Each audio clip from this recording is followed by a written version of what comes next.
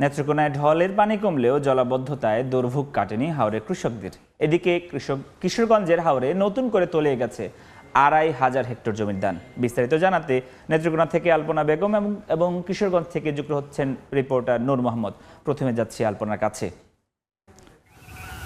গেল এক সপ্তাহ ধরে এখন আজকে দেখা গেল যে একটু রোদের দেখা মিলেছে, যে কারণে কৃষকরা তাদের যে এই পর্যন্ত যেগুলো ধান তুলেছেন সেগুলো মাড়াই দেওয়ার চেষ্টা করছেন এবং শুকানোর চেষ্টা করছেন, কারণ তারা চাচ্ছেন এতটুকুই যেন তারা বাজারে বিক্রি করে দিতে পারেন। তো আমরা এই কৃষি বিভাগ নেত্রকোনা জেলা কৃষি সম্প্রসারণ অধিদপ্তর সূত্রে যেটি জানতে পারলাম গতকাল পর্যন্ত, যে পুরো জেলায় এখনও ৩৮.৭ ভাগ জমি কর্তন হয়েছে এবং হাওর অঞ্চলে ৭৮.৫২ ভাগ এই জমি কর্তন হয়েছে, যা সারা জেলা মিলে মোট ৭১,৮০১ হেক্টর জমি হয়েছে এবং হাওরে কর্তন হয়েছে ২৯,৩৭১ হেক্টর। তার মানে এখনও আরও প্রায় বাকি রয়েছে। হাওরের ৪২,০০০ থেকে প্রায় ৩০,০০০ হেক্টর কাটা হয়েছে, আরও ১২,০০০ হেক্টরের মতো রয়ে গেছে। তো গতকাল পর্যন্ত যে হাওরের ধান যে নষ্টের খবরটা পাওয়া গেছে সেটি হচ্ছে ১১,২৩০ হেক্টর জমি পানিতে এ পর্যন্ত তলিয়েছে এবং পুরো জেলায় যদি বলি তাহলে সেটি হচ্ছে ১৮,১৭৫ হেক্টর। আর খালিয়াজুড়ি উপজেলাতেই রয়েছে খালিয়াজুড়ি উপজেলাতেই ৬,১৯০ হেক্টর জমি ক্ষতিগ্রস্ত হয়েছে, যেটির যে আনুমানিক মূল্য ধরা হচ্ছে ১,৬৫,০০০ কোটি টাকা।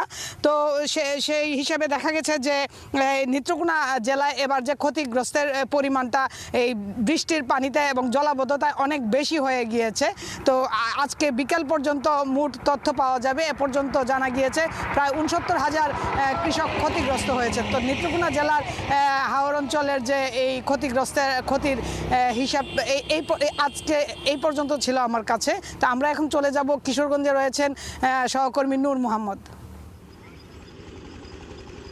নেত্রকোনার মতো কিশোরগঞ্জের হাওরেই কৃষকদের দুর্দশার একই চিত্র। গত কয়েকদিনের টানা বৃষ্টি এবং পাহাড়ি ঢলে জেলার হাজার হাজার হেক্টর জমি ফসল পানির নিচে তলিয়ে আছে এবং গতকাল পর্যন্ত বৃষ্টি হয়েছে, টানা বৃষ্টি ছিল গতকাল। আজকে সকাল থেকে রোদ উঠেছে।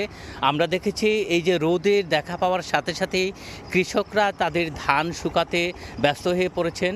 এই হাওরের যে ধানগুলা ডুবে গিয়েছে সেই কোমর পানি বা বুক পানি থেকে ধান কেটে নৌকায় করে উঁচু স্থানে এনে মাড়াই এবং শুকানোর চেষ্টা করছেন।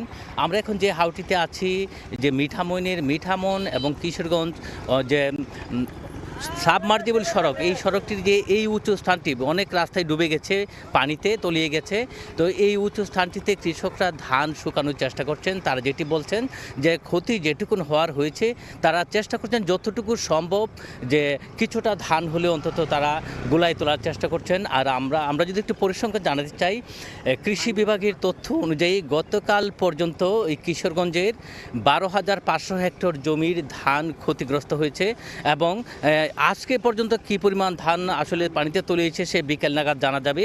আর জেলা যে নদ নদী প্রধান নদ নদীর পানি কিন্তু আজকে কিছুটা বেড়েছে, তবে এখনও বিপদসীমা অতিক্রম করেনি, বিপদসীমা নিচ দিয়েই প্রবাহিত হচ্ছে। কৃষকরা যেটুকু বলছেন যে আসলে কৃষি শ্রমিকের অভাবে ধানগুলো তারা কাটতে পারছেন না, জলাবদ্ধ ধানগুলো কাটতে পারছেন না, বাড়তি টাকা দিয়েও কৃষি শ্রমিক মিলছে না। তবে আজকে আপনাকে যদি বলি যে ওই যে ত্রাণ ও দুর্যোগ ব্যবস্থাপনা সচিব এই এলাকা পরিদর্শন করছে, মিঠামন, ইটনা, অষ্টগ্রাম পরিদর্শন করছেন এবং তার ক্ষতিগ্রস্তদের অবস্থা ঘুরে দেখছেন।